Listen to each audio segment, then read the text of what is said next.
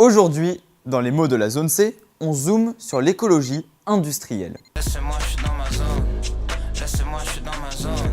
L'écologie industrielle est un exemple parfait d'économie circulaire. Des entreprises, des usines produisent des déchets. L'idée, c'est de ne pas s'en débarrasser. Alors, d'autres sociétés les réutilisent en tant que matière première. Par exemple, si je rejette des copeaux de bois, ils pourront servir à mon voisin pour ses machines. Le but ultime est de ne plus rien jeter et que les entreprises soient autosuffisantes entre elles. C'est un peu idéaliste, sur le papier c'est faisable, nous allons en voir les détails. En France, c'est la loi du 17 août 2015 qui définit l'écologie industrielle. Cette dernière précise que les impacts environnementaux seront limités. La compétitivité économique sera, elle, accrue. L'idée du concept vient directement de la nature. Dans cette dernière, les systèmes sont autosuffisants et s'alimentent entre eux. C'est donc en créant des sortes d'écosystèmes que cette dernière forme d'écologie est née. Un des exemples les plus aboutis est la symbiose de Kalundborg.